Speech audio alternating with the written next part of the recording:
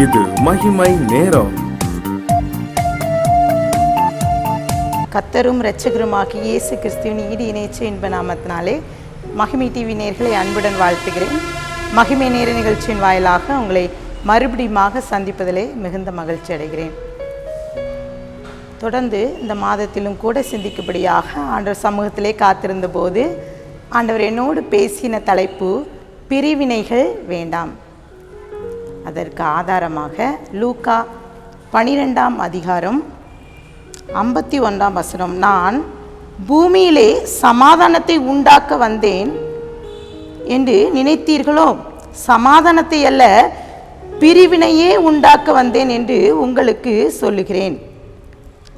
தகப்பன் மகனுக்கும், மகன் தகப்பனுக்கும், தாய் மகளுக்கும், மகள் தாய்க்கும், மாமி மருமகளுக்கும், மருமகள் மாமிக்கும் விரோதமாக பிரிந்திருப்பார்கள் என்றார்.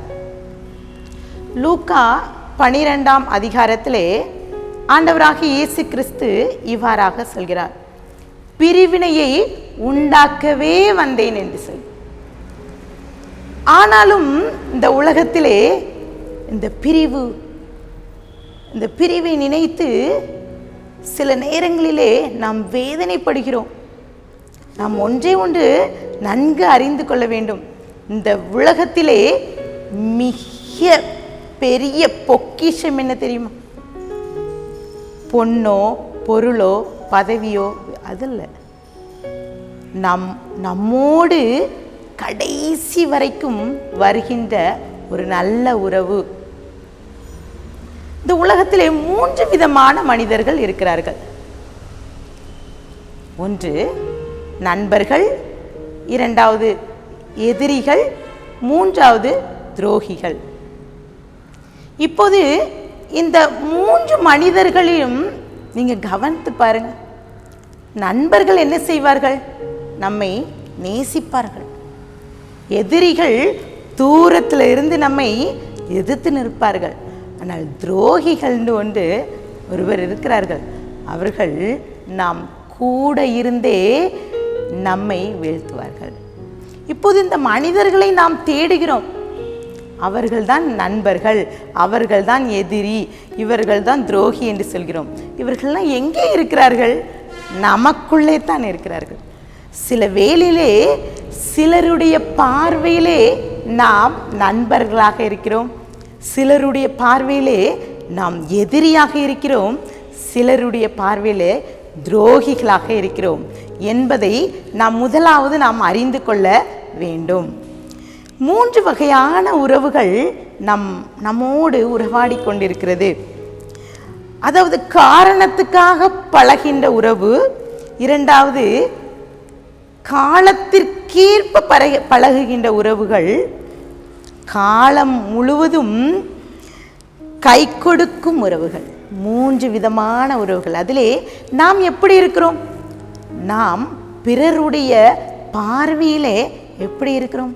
ஒரு வேத வசனம் தெளிவாக நமக்கு சொல்கிறது. மீகா 7ஆம் அதிகாரம் 5ஆம் வசனம், சிநேகிதனை விசுவாசிக்க வேண்டாம், வழிகாட்டியை நம்ப வேண்டாம், உன் மடியிலே படுத்துக் கொள்ளுகிறவனுக்கு முன்பாக உன் வாயை திறவாமல் எச்சரிக்கையாயிரு.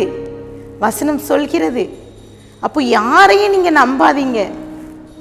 அப்போ பிரிவினைக்கு மிக முக்கியமான காரணம் ஒன்று தான். அதற்கு காரணம் நம்ம தான். வேத வசனத்தில் அழகாக சொல்லப்பட்டிருக்கிறது, பிரிவினை உண்டாக்கவே நான் வந்தேன், சமாதானத்துக்கு அல்ல என்று ஆண்டவர் சொல்கிறார். மீகாவில் இன்னொரு வசனம் சொல்கிற 7:6, மகன் தகப்பனை கனவீனப்படுத்துகிறான், மகள் தன் தாய்க்கு விரோதமாகவும் மருமகள் தன் மாமிக்கு விரோதமாகவும் எழும்புகிறார்கள், மனுஷனுடைய சத்துருக்கள் அவன் வீட்டாரே. நம்மளுக்கு சத்ரு வேற எங்கேயும் இல்லை, நமக்குள்ள, நம்ம வீட்டுக்குள்ள தான் இருக்கிறார். அப்போ இந்த பிரச்சனை, இந்த பிரிவினைக்கு மிக காரணம் நம் வீட்டிற்குள்ளாக இருக்கிற ஒரு ஆமை தான், வேற ஒன்றும் இல்லை, பொறாமை. இன்றைக்கும் கூட ஒரு காரியத்தை நான் முன்வைக்க விரும்புகிறேன். இந்த பிரிவினையிலே மிக முக்கியமான பிரிவினை சகோதரருக்குள்ளே வருகின்ற ஒரு பிரிவினை. நாம் எல்லாரும் சகோதரத்துவம் நமக்குள்ளே நம்மளுடைய சகோதரனோடு நாம் எப்படி இருக்கிறோம்? நாம் அன்போடு இருக்கிறோமா? வேத வசனம் இவ்வாறு சொல்கிறது. எபிரேயர் 13:1 சகோதர சிநேகிதம் நிலைத்திருக்க கடவுது என்று. 1 கொரிந்தியர் 6:5-6 சகோதரனோடே சகோதரன் வழக்காடுகிறான், அவிசுவாசிகளுக்கு முன்பாக அப்படி செய்கிறான்.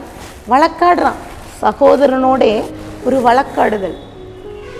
வேதாகமத்திலே காயின் ஆபேல் இவர்கள் 2 பேரும் அவர்களுக்குள்ளே ஒரு சண்டை. இப்போ கர்த்தர் அந்த ஆபேலை அவனுடைய பலியை அங்கீகரிக்கிறார். இப்போது காயின் பொறாமையினாலே அவனை கொலை செய்கிறார்.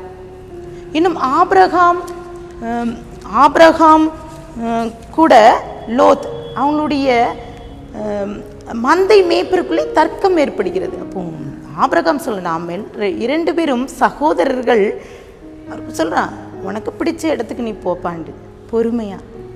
அங்கே பொறாமை வரல, ஆபிரகாம் பொறுமையோடு இருக்கிறார். இன்னும் ஏசா யாக்கோபு இவர்கள் 2 பேருக்கும் ஒரு தகராறு பாருங்க. ஆண்டோடு தன்னுடைய தகப்பனுடைய ஆசீர்வாதத்தை யாக்கோபு அவன் எத்தி எடுக்கிறான். இப்போது ரெபேக்காள் சொல்கிறான், என் லாபானிடத்திலே தப்பி ஓடு, ஒரே நாளிலே இருவரையும் நான் இழக்க முடியாது என்று சொல்லி நிற்கிறார். இப்போது சகோதரருக்குள்ளே சண்டை பிரச்சனை எவ்வளவாக இருக்கிறது. நம் சகோதர சிநேகிதத்தோடு இருக்கிறோமா?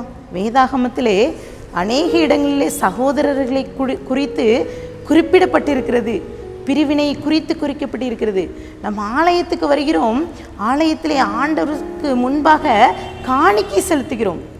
போது ஒரு வேத வசனம் சொல்கிறது, மத்தேயு 5:23-24 ஆகையால் நீ பலிபீடத்தில் உன் காணிக்கையை செலுத்த வந்து உன் பேரில் உன் சகோதரனுக்கு குறை உண்டென்று அங்கே நினைவு கூர்வாயாகில் அங்கே தானே பலிபீடத்தில் முன் உன் காணிக்கையை வைத்துவிட்டு போய் முன்பு உன் சகோதரனோடே ஒப்புரவாகி பின்பு வந்து உன் காணிக்கையை செலுத்து என்று கர்த்தர் சொல்கிறார்.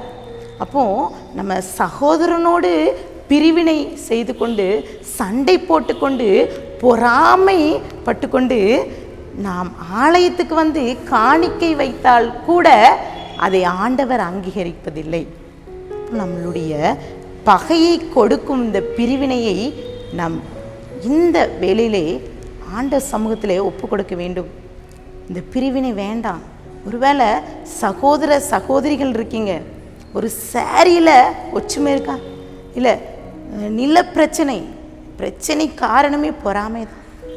சகோதரர் ஆசீர்வதிக்கப்பட்டாலோ இல்லை நல்ல வீடு கட்டினாலோ இல்லை ஒரு கார் வாங்கின ஏதோ ஒரு காரியத்தில் நம்ம பொறாமை வந்து விடுகிறது அல்லவா? ஆண்ட சமூகத்தில் இன்றைக்கி ஒப்பு கொடுப்போமா? ஆண்டவரே, இந்த பொறாமை இந்த பிரிவினையின் ஆவிகள் எங்களை விட்டு அகற்றுங்க சப்பா. எங்களோடு நீங்கள் இருக்கீங்க, இந்த பிரிவினை எங்களுக்கு வேண்டாம். இதுவரைக்கும் ஒரு வேளை சகோதரனோடு நாங்கள் சண்டை போட்டுக்கொண்டு இருக்கலாம். இன்றைக்கு ஒப்பு கொடுக்க ஆண்டவர்கிட்ட இந்த பிரிவினையிலேருந்து விடுதலை பெற ஆண்டவர்கிட்ட ஒப்பு கொடுத்து ஜெபிப்போமா? அன்பின் பிதாவே, இந்த வேலையிலையும் கூட ஒப்பு கொடுக்குற பிள்ளைகளோடு பேசுங்கப்பா. எங்களுக்குள்ளே பிரிவினைகள் வேண்டாம்ப்பா. எங்களுக்கு சத்ருவி எங்கள் வீட்டார் தான், ஆனாலும் கூட இந்த உலக காரியத்துக்குள்ளே நாங்கள் ஓடிக்கொண்டு இருக்கிறோம். இந்த உலகத்தின் ஆசைக்குள்ளாக நாங்கள் சென்று கொண்டு இருக்கிறோம். இந்த பிரிவினை ஆமேனப்பா எங்களுடைய அவிஸ்வாசிகளுக்கு முன்பாக உம்மை நாங்கள் மறுதளிக்காதபடி நாங்கள் சகோதர சிநேகிதத்தோடு காணப்பட நாங்கள் இந்த நேரத்தில் ஒப்பு கொடுக்குறோப்பா. எங்களுடைய இயேசப்பா, எங்களுடைய வாழ்க்கையில் நீங்கள் போதுமானவராக இருங்க. இன்றைக்கு இந்த நாளிலும் கூட நாங்கள் ஒரு தீர்மானத்தை எடுக்கிறோம். சகோதரனத்தோடு நாங்கள் ஐக்கியத்தோடு அன்போடு இருக்க ஜீவிக்க நீங்கள் கிருபை தாங்க. உங்களுடைய கரத்தில் நான் கொடுக்கிறேன், தாழ்த்துக்கிற உண்மையாக்கிறேன். மீட்பர் மூலம் கேட்கிற பிதாவே, ஆமென்.